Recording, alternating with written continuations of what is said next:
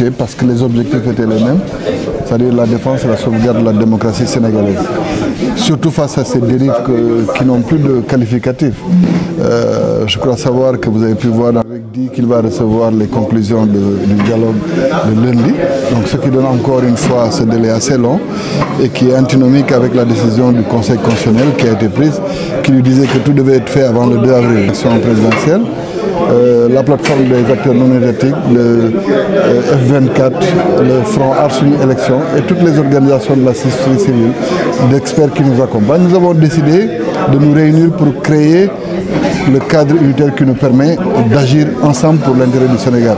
Et je salue toute la disponibilité des uns et des autres. Dans la même veine d'ailleurs, nous avons souhaité rencontrer au plus vite le Front démocratique aussi qui a été mis en place par vos confrères journalistes, parce que c'est la démocratie sénégalaise qui est en jeu et l'état de droit. Donc ça méritait qu'il y ait une approche commune. C'est sur ça que nous sommes en train de travailler. Heureusement, donc, nous sommes d'accord sur ces dynamiques-là et c'est pourquoi le Front de résistance FIPU est né, qui regroupe pour le moment ces entités que je viens de citer et qui va avoir les mêmes démarches de cohérence avec toutes les autres entités qui se battent pour la sauvegarde de la démocratie sénégalaise. Demain, nous tiendrons ce point de presse qui permettra de décliner les objectifs de ce front, en même temps que nous dirons le plan d'action qui va être déroulé sur l'ensemble du territoire national. D'accord, M. Diallo, hier, la Commission a adopté la date du 2 juin pour éventuellement aller à l'élection présidentielle. Alors, si toutefois cette décision est confirmée par le Conseil constitutionnel, quel plan d'action concrètement? J'ai répondu par élégance à vos collègues journalistes parce que c'est normal qu'à chaque fois que vous êtes à la quête de l'information qu'on vous la donne. Mais je voulais que vous laissiez la primeur à la conférence de demain pour que nous vous disions le plan d'action que nous avons déroulé et notre position. Sinon, ce serait inélégant vis-à-vis des autres. J'ai voulu répondre par respect pour tout ce que vous faites. Wow. waaw bu ngeen ko seetloo ci fan yi ñu bëri jógoon nañ ku nekk di xeex ci wàllu boppam pour sàmm ak yelleefu Sénégal sàmm tamit démocratie sàmm suñu constitution.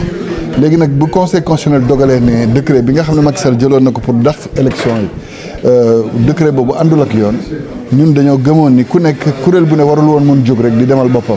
bu ngeen ko seetloo léeg-léeg organisation politique yi dinañ doon jóg candidats yi jógal seen bopp front des candidats spoliés jógal boppam candidats yi nga xam ne nanguloon nañ leen sax ci jongante yi ñoom it ñu jógal seen bopp aar suñu élection jóg F24 jóg FC25 jóg ñu xalaatoon ci xalaat bu rafet ni ndagam Sénégal moo ñu ñor jugal Sénégal moo ñu yitteel ñu ne dañuy dajaloo ñun ñëpp boole doole gi mu nekk benn. ci cadre boobu sax seen i naataangoo yi nga xam ne ñoom ñooy taskatu xibaar yi ñoom it ñu amoon seen i plan d'action dañ ne dinañ leen seeti pour ñu bokk ñun ñëpp ñu def ko benn say mu nekk xeexu Sénégal. donc li ci des nag bu soobee yàlla bu subaa ci conférence de presse bi dinañ wax naka lañ koy doxale ndax fu mu nekk nii Sénégal yëpp a jaaxle te bu ngeen ko seetloo tey rek boo liiree li ñuy génnee ci seen conseil des ministres ñoom ñu ngi wax ni dialogue bi ñi xam ne dañ ko waxoon ci ñaari fan altine lañ koy dem jébbali ji njiitu réew donc loolu mooy bëgg ko joxee altine te terewul pourtant projet de loi amnistie bi ñuy wax ñoom voté nañ projet de loi bi déposé nañ ko pour yóbbu ko assemblée.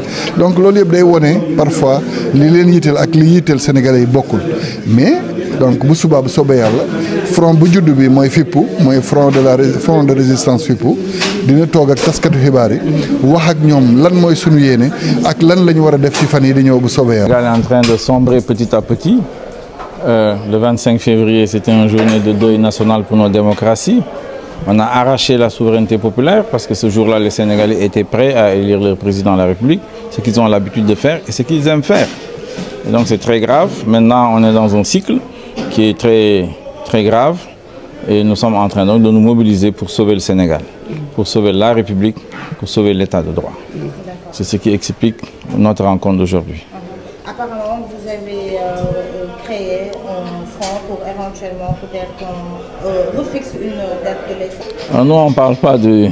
Pour nous, le 2 juin n'existe pas. Parce que le dialogue, ce que vous appelez dialogue, c'est une assemblée qui n'a aucune validité légale, ni légitime, ni populaire.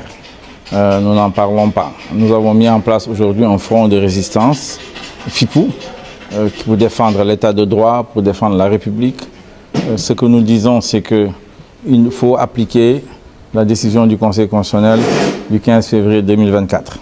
Cette décision dit clairement qu'il faut organiser l'élection présidentielle avant le 2 avril. C'est notre position. C'est cette position qui a été défendue ici. Et de rappeler qu'à partir du 2 avril, minuit, le président Macky Sall, son mandat est terminé, il cesse d'être président de la République du Sénégal. Voilà ce que nous avons décidé ici de manière très claire. Et nous avons décidé donc de nous engager dans ce combat qui va donc prendre la forme d'une déclaration, d'un point de presse, de manifestation, de rassemblement pour mobiliser le peuple sénégalais, pour défendre la République, pour défendre l'état de droit. waaw xam nga 25 février moom daanaka dëj la suñuy wàllum ci mbirum démocratie Sénégal citoyenneté parce que sénégalais yi tàmm nañu wote 25 février ñu fal seen président de la République loolu la ñu bëgg loolu la ñu xam loolu la ñu namm sénégalais yi dañuy tànn seen njiit ci carte loolu mooy modèle démocratique sénégalais ñu am ko nag depuis l'indépendance muy law ba léegi 25 février bi Macky Sall moom ci kese moo jël décision ne loolu du am dugal na nag bëgg ñoo dugal ci guuta ci loolu lañ nekk ni moo tax tey ñu ñii nekk ay candidats retenus par le Conseil constitutionnel ñu taxaw ne léegi ak waa société civile citoyenneté ñu ñëpp taxawal suñu organisation ñu tuddee ko front de résistance FIPPU fii ci Mamoun tey wax ne dañuy taxaw tem ne Conseil constitutionnel la mu décidé 15 février loolu moo war a am élection nañ ko fixé avant le 2 avril loolu mooy wax ci loolu la ñuy xeex ñaareel bi 2 avril su passé Macky Sall mënta nekk mandat am jeex na ñaari mandat la am day jeex su boobaa mënta nekk président de la République du Sénégal ci loolu lañ nekk nag di waation tey ñu ngi jublu donc ci benn rassemblement bu mag bu ñu bëgg a def ay marche fépp ci Sénégal ci diaspora bi di xeex loolu ngir effectivement